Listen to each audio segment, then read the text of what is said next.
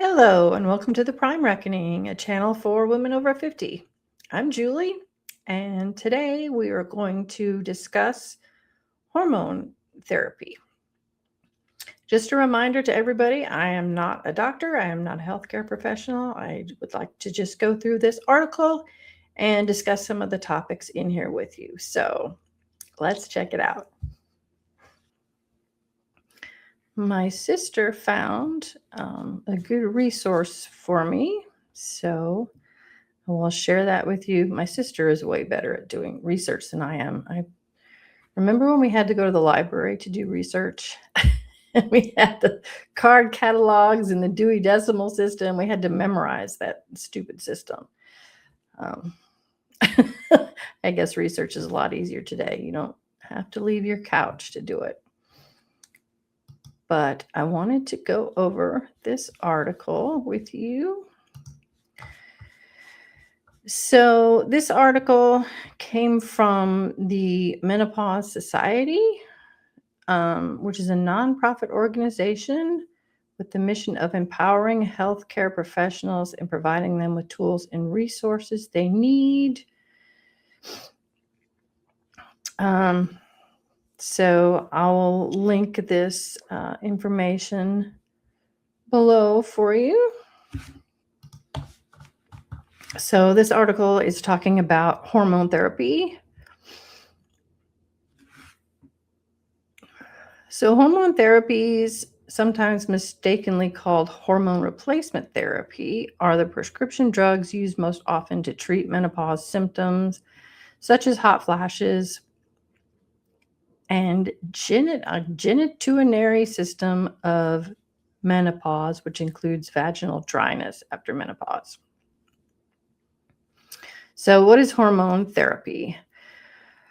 At the most basic level, hormone therapy replaces female hormones, primarily estrogen and progestogens, that are lost during the menopause transition.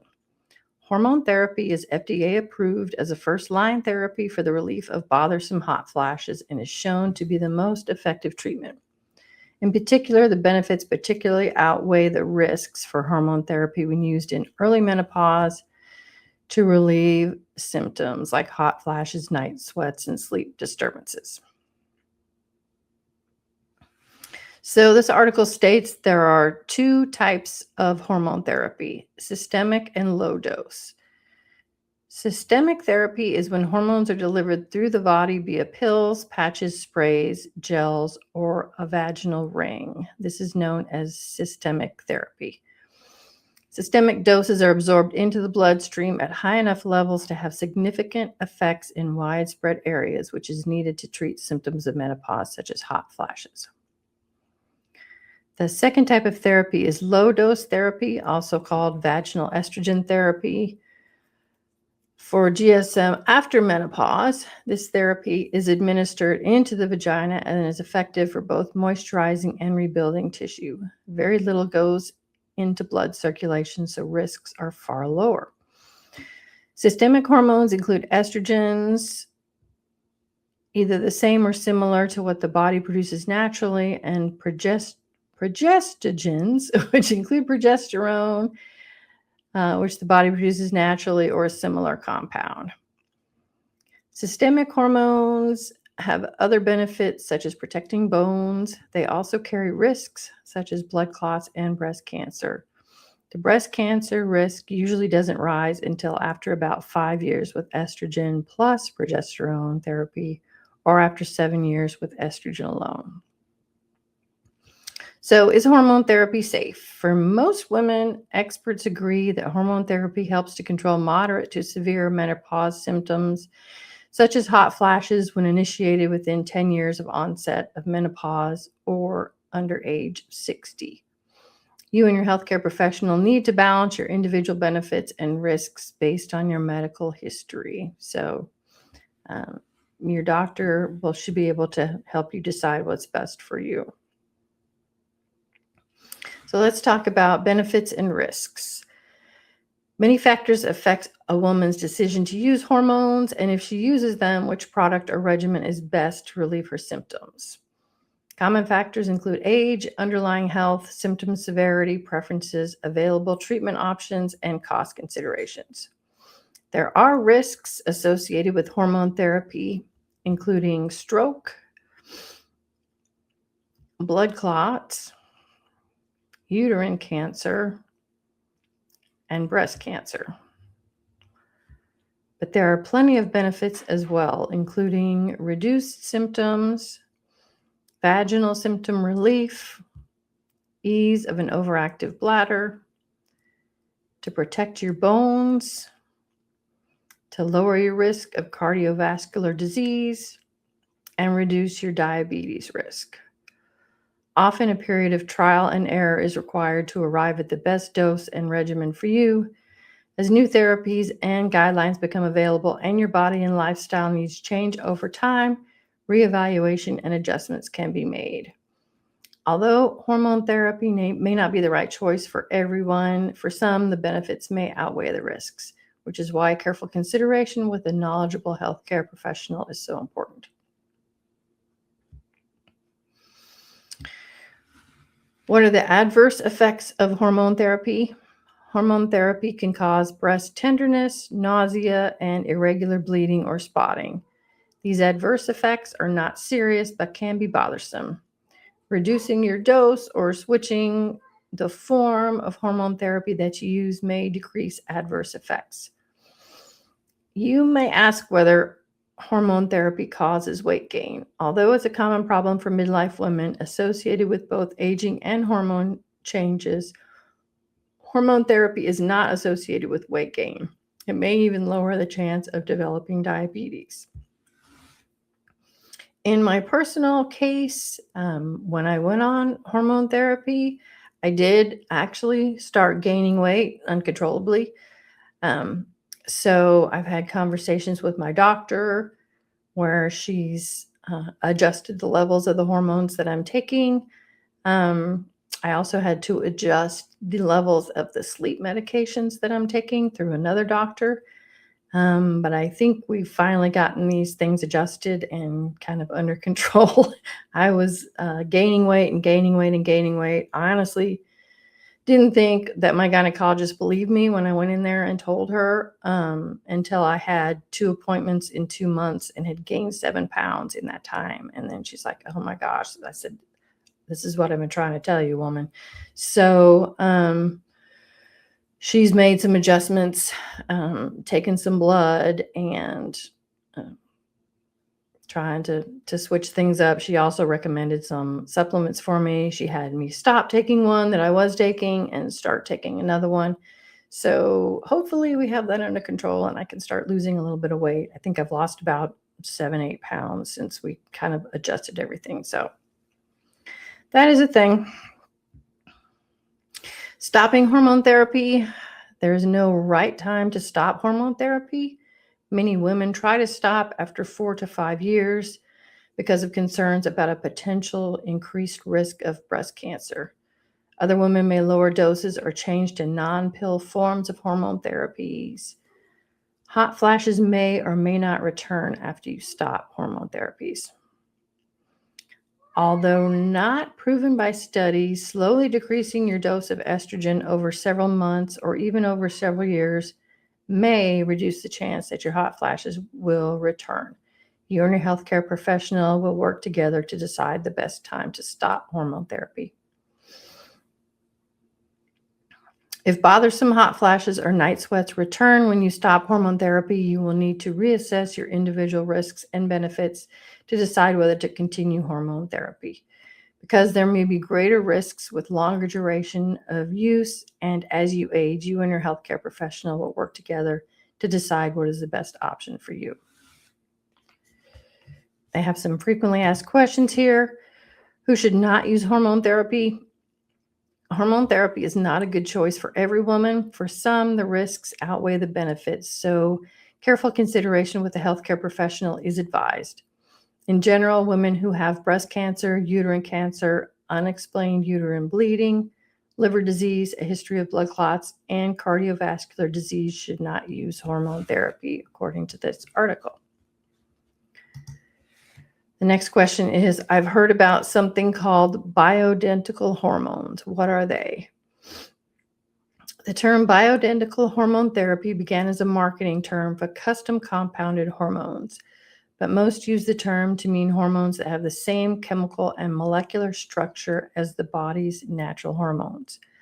Bioidentical hormones do not have to be custom compounded or custom mixed.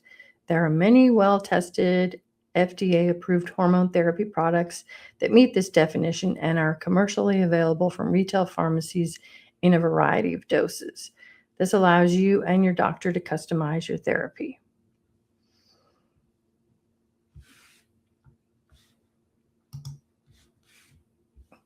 And then finally, are custom compounded hormones more effective than bioidentical hormones?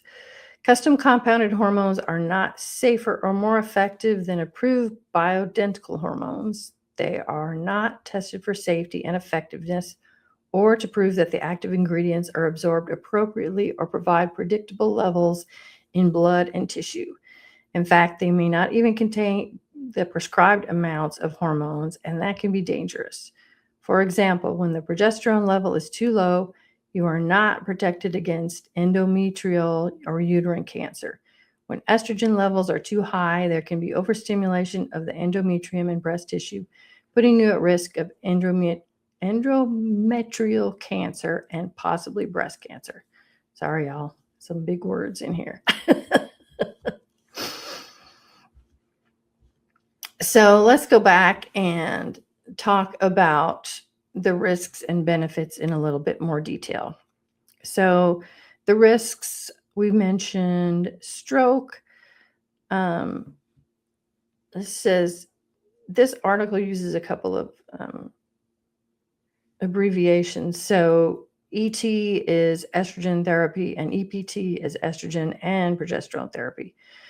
So both ET and EPT increase the risk of stroke. That risk goes away, however, soon after you stop taking hormones. Blood clots, risk increases if you take hormones by mouth. The risk may be lower if you use a transdermal estrogen, such as a patch, gel, or spray. Uterine cancer. If you didn't have a hysterectomy and still have a uterus, you need to take EPT, according to this article. If you have already had uterine cancer, it is not a good idea to take hormone therapy, although a progesterone by itself might be an option. Discuss this with your healthcare professionals. And breast cancer, if you are wondering whether hormone therapy causes cancer, there is some good news for women who use the therapy. Women can use estrogen therapy for 7 years before breast cancer risk increases. The risk goes up after 3 to 5 years for women who use EPT.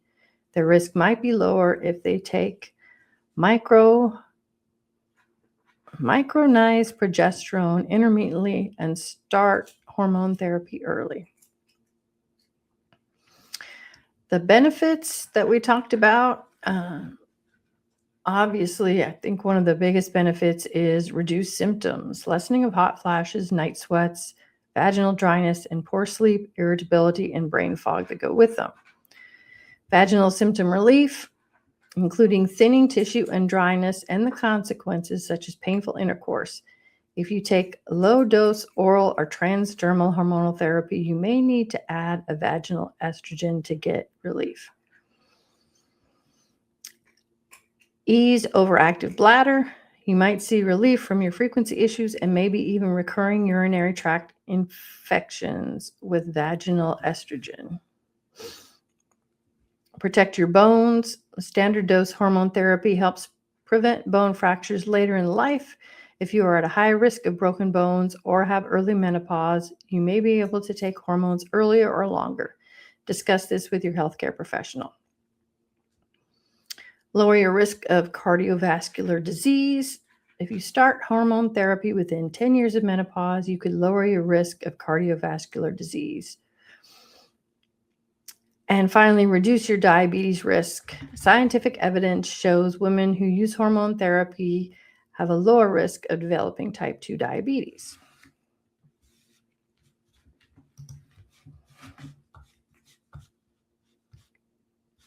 So that is the entirety of that article.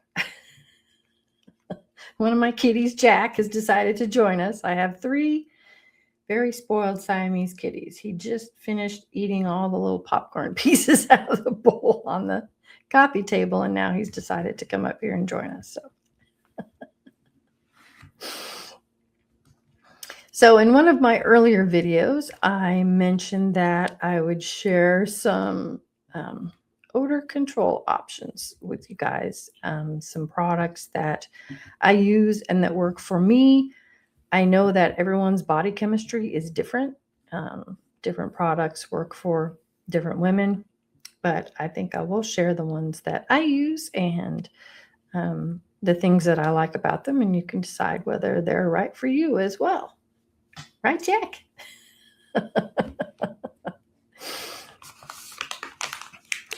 So this is one of my absolute favorite products. The company is pronounced Lumi.